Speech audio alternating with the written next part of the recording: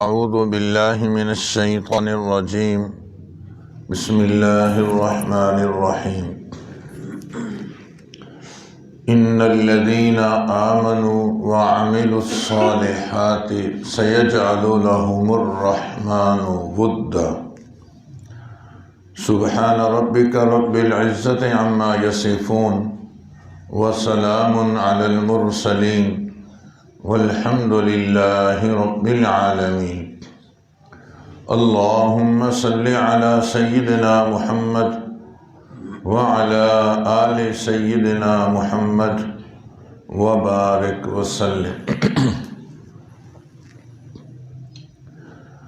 اللہ رب العزت نے دنیا میں دو چیزوں کو آپس میں جوڑنے کے لیے ایک تیسری چیز پیدا کی۔ مثال کے طور پر ہم کپڑے کے دو ٹکڑے آپس میں جوڑنا چاہتے ہیں تو اس کے لیے اللہ تعالیٰ نے تیسری چیز سوئی دھاگا پیدا فرما دی۔ ہم اگر لکڑی کے دو ٹکڑے آپس میں جوڑنا چاہیں تو اس کے لیے اللہ تعالیٰ نے تیسری چیز کیل میخ اس کو پیدا کی۔ اور اگر ہم دو بلاک جوڑنا چاہیں تو اللہ تعالیٰ نے اس کے لیے تیسری چیز سیمٹ پیدا فرمائی۔ تو ذہنوں میں سوال پیدا ہوتا ہے کہ اگر ہم دو دلوں کو جوڑنا چاہیں اس کے لیے کیا چیز ہوگی؟ قرآن مجید میں اللہ پاک نے ارشاد فرمایا لو انفقت ما فی الارض جميعا ما الفت بین قلوبہم ولکن اللہ الف بینہم۔ اگر آپ ساری کائنات کی دولت خرچ کر ڈالیں اور یہ چاہیں کہ دو دل جڑ جائیں مشکل ہے۔ تو یہ دو دل کس طرح جڑیں گے، دو انسان کس طرح جڑیں گے، اس کے لیے اللہ تعالیٰ نے ایک تیسری چیز پیدا فرمائی ہے، وہ ہے ایمان اور اعمال صالحہ۔ ان الذین آمنوا وعملوا الصالحات سیجعل لهم الرحمن ودا۔ جو لوگ ایمان لائے اور اعمال صالحہ کا اہتمام کیا تو رحمان ان میں محبت پیدا فرما۔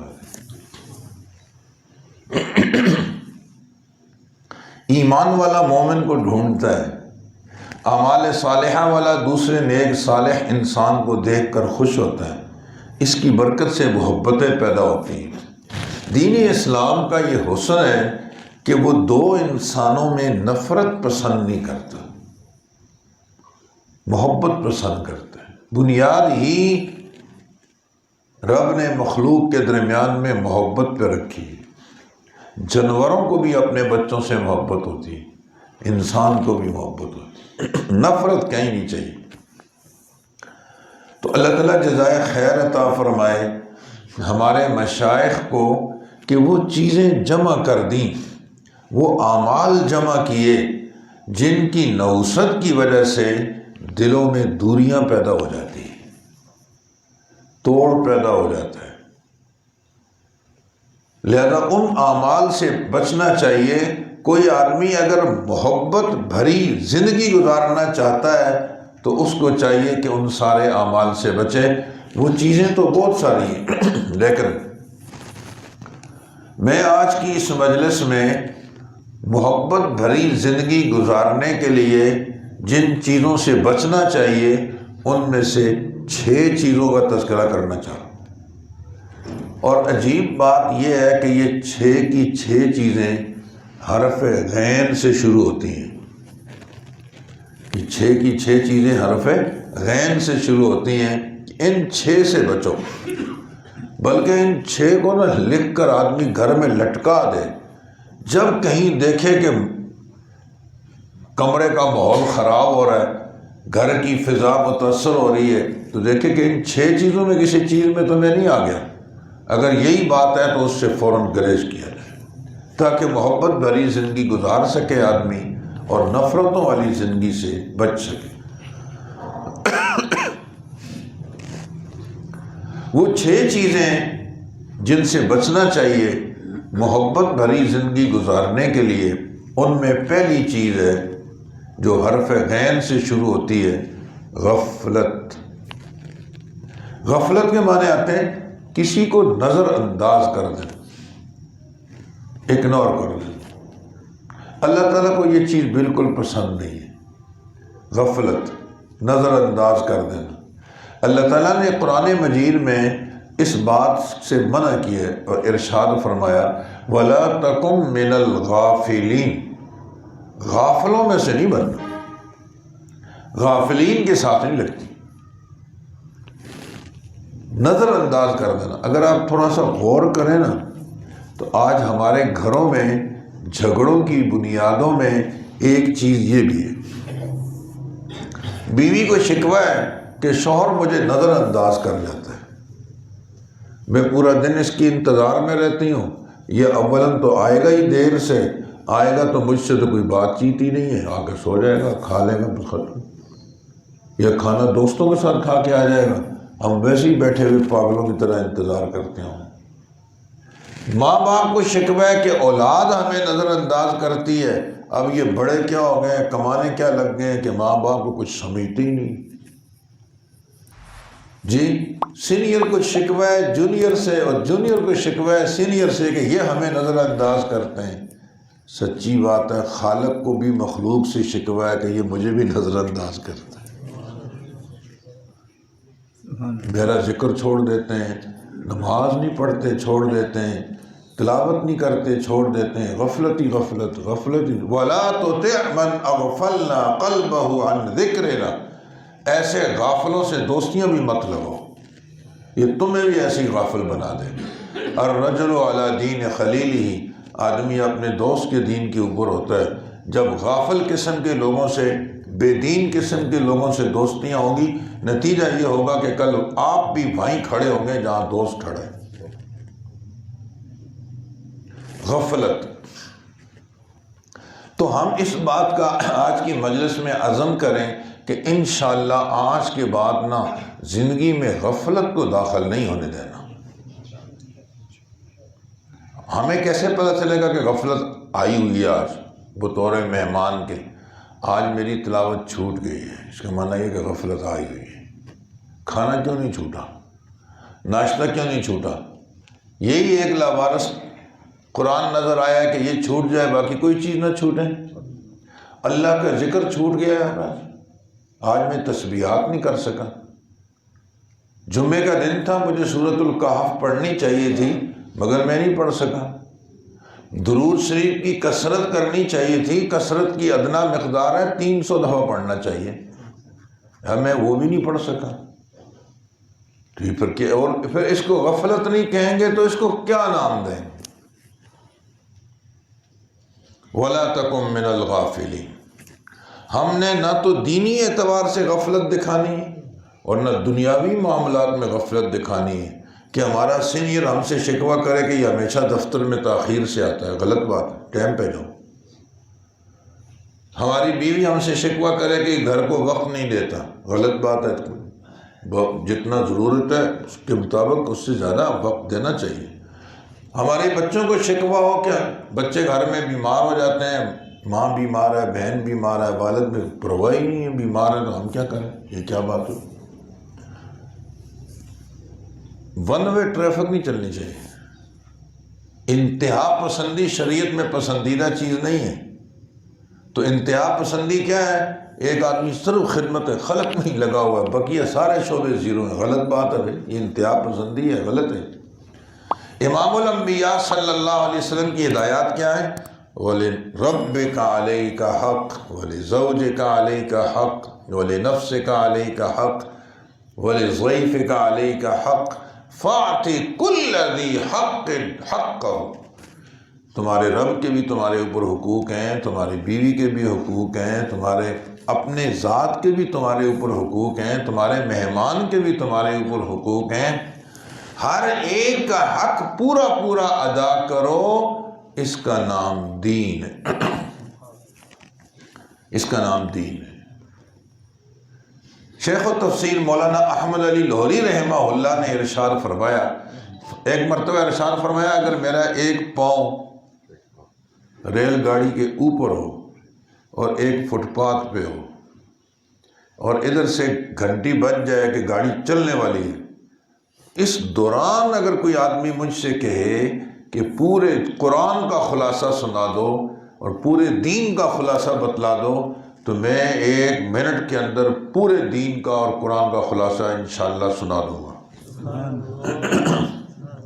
اور میں یوں کہوں گا کہ اللہ کو اطاعت سے، نبی کو، اللہ کو عبادت سے، نبی کو اطاعت سے اور مخلوق کو خدمت سے راضی کرنے کا نام دین ہے۔ وہ ایک جملہ ہے، ہر شعبہ الگ الگ ہے، ہر ایک کے اپنے اپنے حقوق ہیں۔ تو یہ کیا بات ہوئی، کچھ لوگ نفلوں پہ لگے ہوئے ہیں، اتنا زیادہ لگے ہوئے ہیں کہ گھر کی خبر نہیں، اور کچھ لوگ گھر کی خدمت میں اتنے مصروف ہیں کہ اللہ تعالیٰ کے احکامات دیگر جو ہیں ان کی کوئی فکر نہیں، یہ بھی کرنا ہے وہ بھی کرنا ہے۔ جبھی تو آپ کی ہماری فضیلت ہے فرشتوں کے اوپر، کہ فرشتوں کا ایک ہی کام ہے، رکوع میں تو ساری زندگی رکوع میں، سجدے میں تو ساری زندگی سجدے میں۔ انسان کو اللہ نے شعور عطا فرمایا ہے، وہ ماں باپ کو بھی دیکھے گا، ماتحتوں کو دیکھے گا، پڑوسی کو دیکھے گا، بیوی بچوں کو دیکھے گا، ساتھ میں اپنے رب کی عبادت بھی کرے گا۔ وَلَا تَكُن مِّنَ الْغَافِلِينَ، غافل نہیں بننا ہے، ہوشیار ہو کر رہنا ہے۔ جو بندہ گاڑی چلاتا ہے نا، وہ صرف آگے دیکھتا رہے، نہ دائیں نہ بائیں نہ پیچھے، تو وہ تو نقصان اٹھائے گا نا۔ اچھا صرف پیچھے دیکھتا رہے، یہ بھی نقصان اٹھائے گا۔ اس کو آگے بھی دیکھنا ہے، اس کو پیچھے بھی دیکھنا ہے، اس کو دائیں بائیں بھی دیکھنا ہے، ہر چیز پر نظر رکھ کے وہ گاڑی چلائے گا تو منزل تک پہنچے گا، ورنہ تو نقصان اٹھائے گا۔ پہلی بات جو زندگی میں لانے کی جس کی ضرورت ہے وہ ہے، جس سے بچنا ہے تاکہ محبت بھری زندگی انسان کو نصیب ہو جائے، میں نے عرض کیا اس کا نام ہے غفلت۔ ان 6 چیزوں میں دوسری چیز جو حرف غین سے شروع ہوتی اس کا نام ہے غیبت۔ اللہ تعالیٰ کو یہ غیبت بھی پسند نہیں ہے، یعنی آپ اندازہ لگائیں کسی کی پیٹھ پیچھے باتیں کرنا۔ قرآن مجید میں اس کو اللہ تعالیٰ نے مثال پتہ کیا دی ہے، أَيُحِبُّ أَحَدُكُمْ أَن يَأْكُلَ لَحْمَ أَخِيهِ مَيْتًا، کہ مردار کا گوشت، اپنے مردار بھائی کا گوشت کھانا پسند کرو گے؟ أَيُحِبُّ أَحَدُكُمْ أَن يَأْكُلَ لَحْمَ أَخِيهِ مَيْتًا فَكَرِهْتُمُوهُ، تو اچھا نہیں لگے گا۔ تو غیبت کرنے کا مطلب یہی ہے۔ الغیبت اشد من الزنا، بدکاری سے زیادہ گناہ ہے، کیونکہ لوگ بدکاری کو تو گناہ سمجھتے ہیں مگر غیبت کو گناہ سمجھتے بھی نہیں۔ اس لیے ارشاد فرمایا کہ دوسری چیز جس سے نفرتیں پیدا ہوتی ہیں، محبت بھری زندگی میں رکاوٹ ہے، وہ ہے غیبت۔ کسی جگہ کسی کی غیبت ہو رہی ہو، ہم کیا کریں؟ پہلا طریقہ تو یہ ہے کہ آپ زبان سے صاف صاف کہہ دیں کہ بھائی غیبت مت کرو، یہ اچھی چیز نہیں ہے، نیکیاں برباد ہوتی ہیں، دفعہ۔ آپ یہ نہیں کہہ سکتے تو آپ دیکھو اسی بندے میں جس کی غیبت ہو رہی ہے کوئی اچھی صفت بھی تو اس کے اندر پائی جاتی ہوگی۔ دیکھو ہر آدمی میں ساری خامیاں نہیں ہوتی، کچھ خوبیاں بھی ہوتی ہیں، تو ہمیں خوبیوں پر نظر رکھنی چاہیے کہ اس میں خوبی کون سی ہے۔ آپ نے دیکھا کہ بھائی ٹھیک ہے اس میں فلاں فلاں فلاں خامی ہے، مگر میں نے دیکھا ہے کہ وہ ماں باپ کی بڑی خدمت کر، بات بولو نہیں، اس کا تذکرہ کرو، کیا میں نے دیکھا ہے ماں باپ کی بڑی خدمت کر۔ میں ہمیشہ دیکھتا ہوں کہ فجر کی نماز میں پہلی صف میں ہوتا ہے، میں ہمیشہ دیکھتا ہوں کہ وہ سورہ یاسین پڑھ رہا ہوتا ہے، کوئی نہ کوئی خوبی تو ہوگی نا، تو ہمیں چاہیے کہ بیچ میں اس کی وہ خوبی ڈال۔ خوبی ڈالنے کا مطلب یہ ہے کہ تم جن باتوں کے تذکرے کر رہے ہو ہمارا ان سے اتفاق نہیں، ہمارا اس بات سے اتفاق، وہ چیز ختم ہو جائے گی، آپ کو گناہ نہیں ملے گا۔ کیونکہ غیبت کرنی بھی جرم ہے، غیبت کا سننا بھی جرم ہے۔ اچھا آپ یہ بھی نہیں کر سکتے تو آپ موضوع چینج کر دیں، موضوع کو تبدیل کر دیں۔ کسی کی غیبت چل رہی تھی، اب آپ کچھ کہہ نہیں سکتے، اچانک بیچ میں کوئی نئی بات ڈال دیا، یار سنا ہے کہ 25 دسمبر سے سردی کی لہر زیادہ آ رہی ہے، کوئی آپ کی ہے معلومات اس سلسلے میں؟ بس وہ بات ہی چھوٹ گئی، نئی بات شروع ہو گئی، یہ ٹھیک۔ تو میں نے سنا ہے کہ اب موٹر وے پہ بڑی سہولیات شروع ہو گئی ہیں، اور یہ موٹر وے کہاں تک ہے مجھے ذرا یہاں کی معلومات نہیں ہے، کہاں کہاں بنا ہوا ہے، کیا کیا سہولیات ہیں، کسی اور موضوع پہ ڈال دو تو غیبت، تاکہ اس سے بچ جائے۔ اچھا جس کی ہو گئی ہے اب کیا کریں؟ جس کی ہو چکی ہے تو یاد رکھیں دو کام کرنے چاہیے۔ پہلی بات تو یہ ہے کہ غیبت کا تعلق نا حقوق العباد کے ساتھ ہے، یہ صرف اللہ سے معافی مانگنے سے بات نہیں بنے گی، یہ تو متعلقہ بندے سے معافی مانگنی پڑے۔ اور اگر آپ نے جس کی غیبت کی آپ اس کو بولو میں نے تمہاری غیبت کی ہے معاف کرو، بولے گا اچھا سچ بتاؤ بولا کیا ہے، ہاں اور نئی پریشانی میں پڑ گئے۔ بتاتے ہیں تو وہ تو نفرت میں اور اضافہ ہوگا، نہیں بتاتے ہیں تو اگلا کہتا ہے میں معاف ہی نہیں کرتا۔ اب اس سے معاف کروانا ہے تو کس طرح کروائیں؟ غیبت حقوق العباد سے تعلق ہے، اس کا معاف اس کو بندے نے کرنی۔ اب بندے کو میں عرض کر رہا ہوں کہ اگر ہم صراحتاً بتاتے ہیں کہ تیری غیبت کی ہے تو مشکل ہو رہا ہے، نہیں بتاتے ہیں تو پھر وہ معاف کیسے کریں؟ تو ہمارے اکابرین نے ایک خاص جملہ ارشاد فرمایا، بڑی کام کی بات۔ وہ فرماتے ہیں کہ جا کر اس سے یہ کہو کہ آپ کے میرے اوپر بہت زیادہ حقوق ہیں، آپ ہمارے پڑوسی ہیں، آپ ہمارے مسلمان بھائی ہیں، آپ ہمارے رشتہ دار ہیں، آپ کے مجھ پہ بہت زیادہ حقوق ہیں، ہم بڑے کمزور ہیں، ان حقوق کی ادائیگی میں بہت ساری کوتاہیاں زندگی میں ہوئی ہوں گی، بس میں آپ سے معذرت چاہتا ہوں کہ جو جو کوتاہیاں ہوئی ہیں مجھے معاف کریں۔ اب اس کو کیا لگا اس سے، یہ عبارتیں تو لوگ بولتے رہتے ہیں، اچھا بھائی کوئی غلطی کوتاہی ہو گئی ہو تو معاف کرنا، اس میں یہ بھی آ جائے گی جو غیبت ہوئی ہے۔ اس کا نہیں کوئی ایسی بات نہیں، بس انشاءاللہ معافی تلافی ہو جائے گی کہ آپ کے مجھ پر بہت سارے حقوق ہیں، ان حقوق کی ادائیگی میں مجھ سے بہت کوتاہیاں ہوئی ہوں گی، میں اس سلسلے میں آپ سے معذرت چاہتا ہوں، تاکہ اس سے معافی بھی ہو جائے اور اس کا ازالہ بھی ہو جائے، یہ بہت ضروری ہے۔ ایک کام تو یوں کرے زبانی بولے آدمی، دوسری ہمارے حضرات فرماتے ہیں ایسے آدمی کو آپ کی ملاقات ہی نہیں ہو پا رہی، وہ پتہ نہیں کہاں ہے، وہ رہتا ہے کراچی میں، آپ رہتے ہو یہاں پہ، غیبت کر لی، غیبت تو کہیں بھی بیٹھ کے ہو سکتی ہے، تو اب اس کے لیے نا 3 دفعہ قل هو اللہ احد پڑھ کے ایصال ثواب کر دو، کہ جہاں ہم نے غیبت کر کے اپنا نقصان کیا اور اگلے کو تکلیف اور اذیت پہنچائی، چلو ہماری طرف سے اس کو کچھ نفع بھی تو مل جائے۔ تو آپ نے 3 دفعہ قل هو اللہ کا مطلب یہ ہوا کہ پورے قرآن مجید کا اس کو نفع پہنچائے۔ دوسروں کو نفع پہنچانے چاہیے، نفع پہنچانے کی ایک شکل یہ بھی ہے، ایک نہیں کسی کو آپ پیسے دے دیں، ایک یہ کہ آپ کچھ نیکیاں بنا کر دے دیں۔ آپ نے قل هو اللہ احد پڑھی، یا اللہ اس کا جو ثواب ہے نا میرے فلاں بھائی کو پہنچ، اللہ آپ کو بھی دے گا اس کو بھی دے گا۔ تو اس سے انشاءاللہ غیبت کا جو اپنا الگ سے ایک شر ہے اور غیبت کی جو اپنی الگ سے ایک نوست ہے، اللہ پاک اس سے حفاظت فرمائے۔ پہلی چیز میں نے عرض کی کہ محبت بھری زندگی کے لیے پہلی چیز جو ضروری ہے اس کا نام ہے، جس سے بچنا ضروری ہے، غفلت، غین سے شروع ہوتی۔ دوسری چیز جس سے بچنا ضروری ہے وہ ہے غیبت۔ تیسری چیز جس سے بچنا ضروری ہے وہ بھی غین سے شروع ہوتی ہے، اس کا نام ہے غل۔ غل عربی میں کہتے ہیں کینہ، کینے کو، یہ کینہ اللہ کو پسند ہے۔ کینہ کو دل میں بات کوئی رکھ لے آدمی تو۔ میں ایک دفعہ ایک جگہ گیا، وہاں شادی تھی، تو جو چاول بن رہے تھے نا، بریانی چاول، تو ایک کسی بندے نے جب تقسیم ہونے لگا کھانا تو پتہ چلا کہ کسی نے مٹی پوری لب بھر کے ڈال دیا، تو سارا کھانا خراب ہو گیا۔ میزبان بڑا پریشان ہوا، بہت شرمندہ ہوا کہ یار یہ کس نے کیا ہوگا۔ وہ تلاش میں لگ گیا، چلو جو ہو گیا ہو گیا، لیکن بندہ ملنا چاہیے۔ تو کافی دنوں کے بعد پتہ چل گیا کہ فلاں آدمی نے اس طرح کیا ہے۔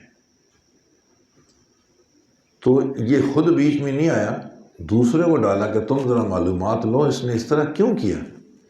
اس نے کہا 20 سال پہلے میرے بھائی کی شادی تھی یا میری تھی، اس نے ایک بات کہی تھی، تو اسی وقت سے میرے دل میں تھا کہ میں انتقام لے کے ہی چھوڑوں گا، آج میں نے لیا نا، مزہ آ گیا۔ کینہ، دل کے اندر کوئی بات آدمی لے لے اور اس کے انتقام کا جذبہ اندر بیدار ہو کہ بس یہ اندر سے جل رہا ہو آدمی، دوسرے کی ترقی دیکھ کر، دوسرے کی جو وہ بعض لوگ نہیں برداشت کر سکتے ہیں، دوسرے کی ترقی بھی نہیں برداشت کر سکتے، اس کو غل کہتے ہیں۔ میں ایک واقعہ عرض کروں جس سے یہ غل کا سمجھنا آسان ہو۔ کتابوں میں لکھا ہے ایک آدمی تھا، اس نے اپنا مسلح لیا اور جنگل میں چلا گیا، اور جا کرنا نمازیں، تلاوت، جو کچھ بھی اس وقت میں ہو سکتا تھا، بہرحال عبادت اس نے کی، لگا رہا۔ 1 سال گزر گیا اسی رہبانیت والی زندگی میں۔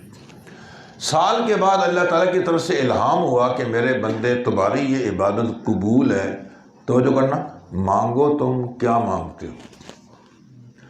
تو اس نے کہا یا اللہ میں کیا مانگتا ہوں، بس میں تو تیری یاد ہی مانگتا ہوں۔ یہ لوگ کھانے پینے کے لیے محنت کرنی پڑتی ہے جس کی وجہ سے میں تیری یاد ہی میں مصروف نہیں رہ سکتا، یا اللہ بس مجھے 2 ٹائم کا کھانا دے دو، مجھے 2 ٹائم کا کھانا مل جائے، مجھے کچھ نہ کرنا پڑے، تاکہ میں کھانا کھاؤں گا تیری عبادت میں لگ جاؤں۔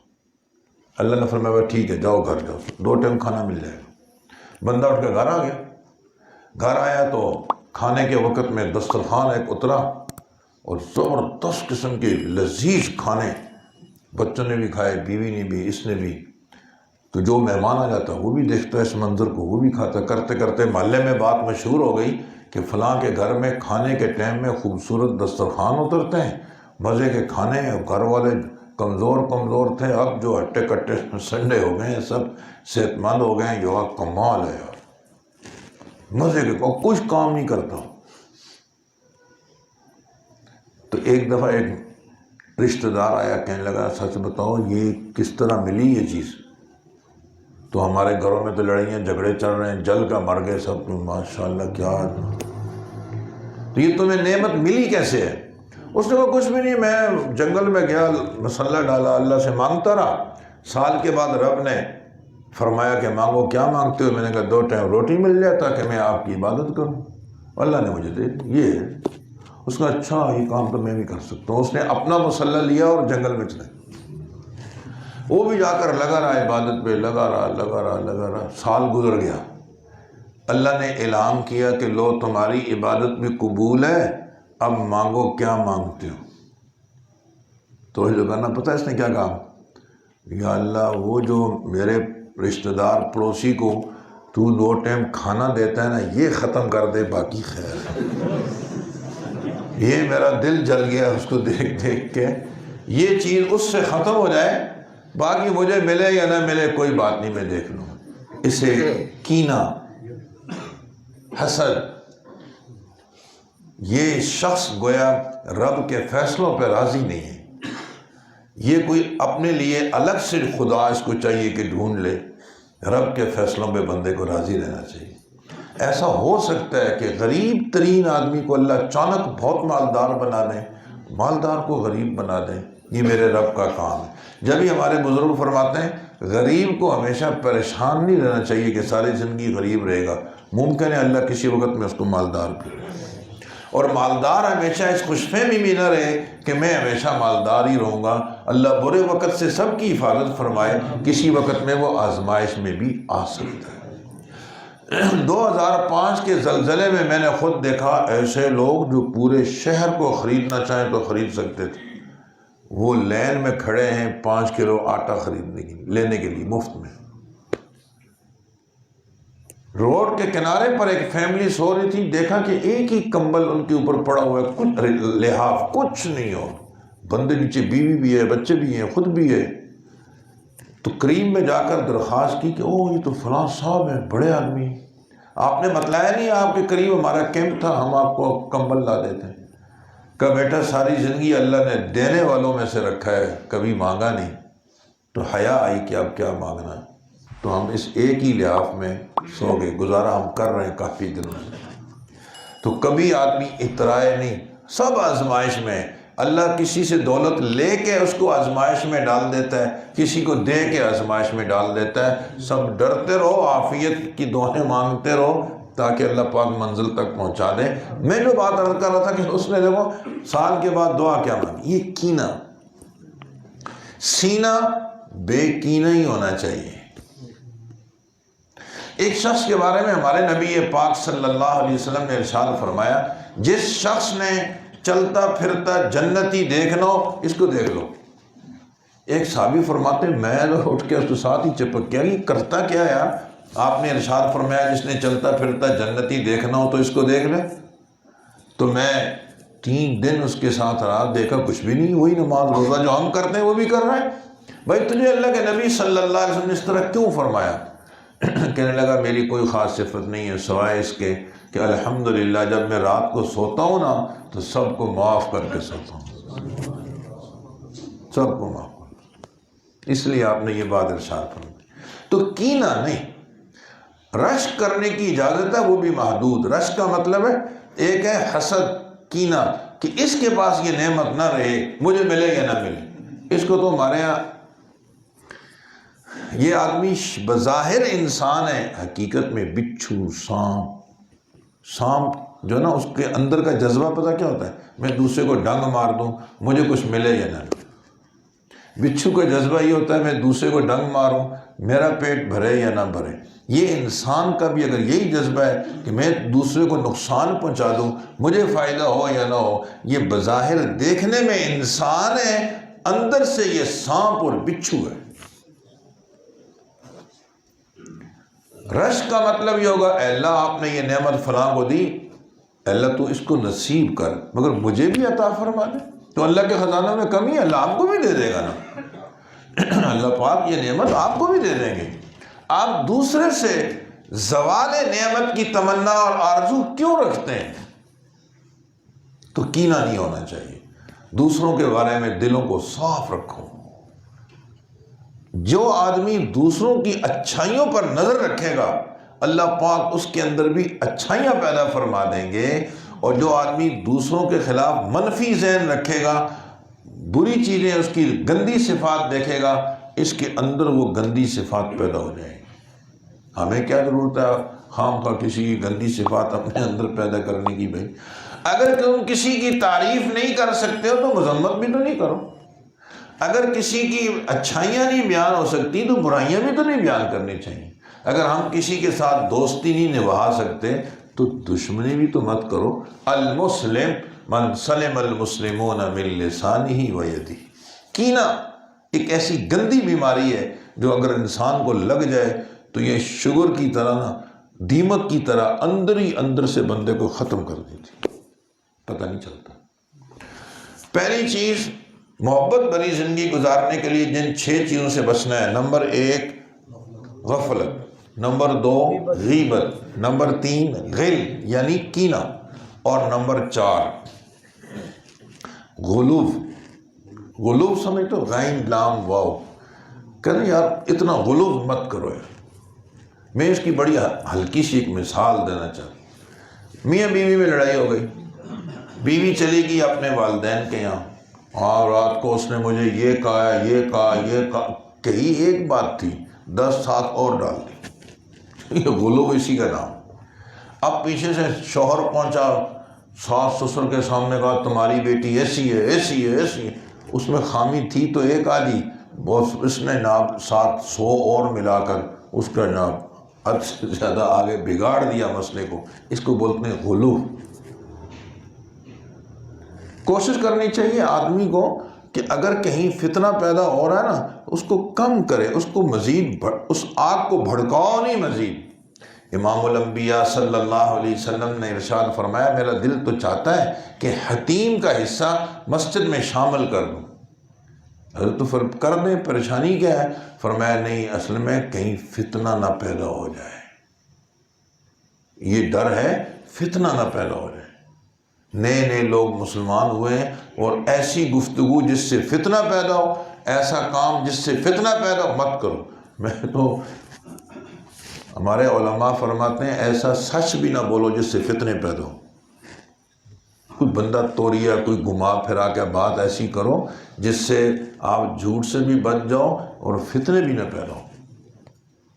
جی میں تو سچ بولنے کا بھائی فتنہ پیدا کر رہے ہو، ہاں اس کو تھوڑا برداشت کرنا پڑتا ہے۔ لوگ کہہ دیا کرتے ہیں، اس دن ہمارے یہاں کراچی میں ایک دوست کہہ رہے تھے بھائی دیکھو ہم سے غلط بات برداشت نہیں ہوتی۔ میں نے کہا غلط بات آپ سے برداشت نہیں ہوتی، پھر اچھی باتیں تو برداشت کرنے کی ضرورت ہی نہیں ہے۔ پھر اخلاقیات کس چیز کا نام ہے؟ برداشت تو ہمیشہ غلط ہی بات کی جاتی ہے نا، برداشت تو ہمیشہ غلط بات ہی کی جاتی ہے۔ اچھی بات کو بھی کیا برداشت کرنے میں کوئی دقت ہوتی ہے؟ لو ہم غلط چیز نہیں دیکھ سکتے تو اچھی چیزیں دیکھنے میں کیا تکلیف ہے؟ برداشت کا پتہ تو جب ہی چلے گا جب غلط چیز دیکھنی پڑ جائے، پھر بھی برداشت کر جائے آدمی۔ سل من قطعک واعف عن من ظلمک واحسن الی من اساء الیک۔ جو تعلقات توڑے تم جوڑو، جو برائی کرے تم اچھائی کرو، جو ظالم بن کے ہے تم معاف کرو، اس کا نام اخلاق ہوگا نا۔ تو غلو میں ایسی باتیں نہ ڈالو جس کی وجہ سے مزید فتنہ کھڑا ہو، مزید خاندان آپس میں لڑ پڑے، ٹوٹ پڑے۔ نہ نہ نہ، بات کو اگر بہت کچھ ہو گیا ہے، آپ بہت کچھ نہیں ہو، ہلکا سا ہو گیا نا، انشاءاللہ ہو جائے، اس کو ہلکا لو۔ گھریلو جھگڑوں کو ختم کرنے کے لیے اگر جانبین میں لوگ ایک ایک من بن کے بیٹھ جائیں گے تو کبھی صلح ہو سکتی ہے؟ کسی کو 1 کلو، کسی کو آدھا من بننا پڑے گا نا، جب جا کر مصالحت ہوتی ہے۔ سارے کلو بن کے بیٹھ جائیں، من بن کے بیٹھ جائیں تو مشکل ہو جائے گی۔ تو غلو کرنا، میں کہہ رہا ہوں جو کچھ ہوا ہے اس میں بھی کمی کرو، چاہے کہ ہوا کچھ نہیں اور بڑھا چڑھا کر پیش کیا جا رہا ہے۔ آپس میں نفرتیں پیدا کرنے والی چیزوں میں ایک غلو بھی ہے۔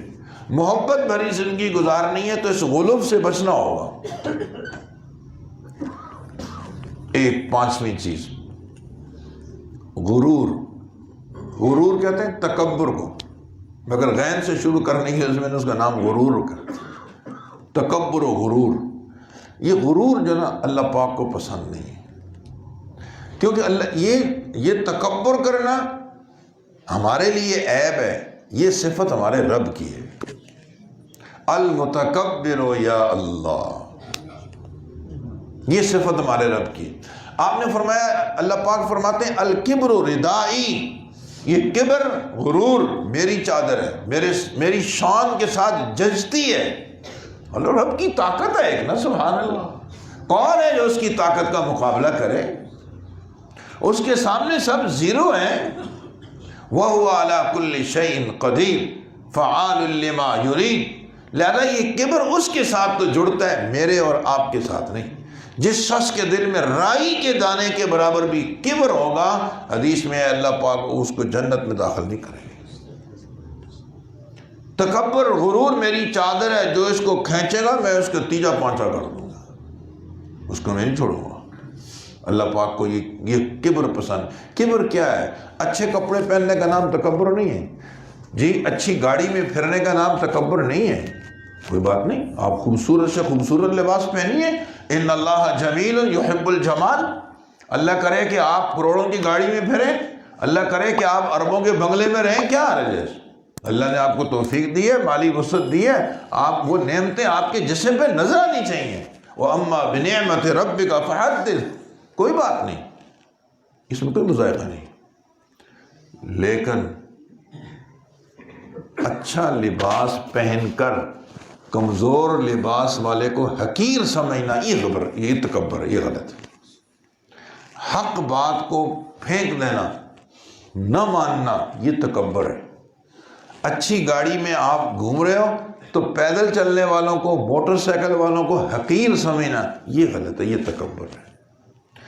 بس اللہ کے سامنے سر و سجود رہو کہ رب نے آپ کو گاڑی میں گھمایا، اچھا لباس دیا، اچھا مکان دیا۔ کوئی اگر ایسے ہی نظر آ رہا ہو ضرورت مند پیدل جا رہا ہے تو دل سے میں دعا کرنے میں کیا حرج ہے؟ اے اللہ آپ اس کو بھی یہ نعمتیں دے دینا، یہ بھی گاڑی میں پھرے، یہ بھی اچھے مکان میں رہے۔ اللہ نے اپنے خزانوں سے دینا ہے، تم سے کوئی چوری کر کے تھوڑی نہیں لینا، اعوذ باللہ۔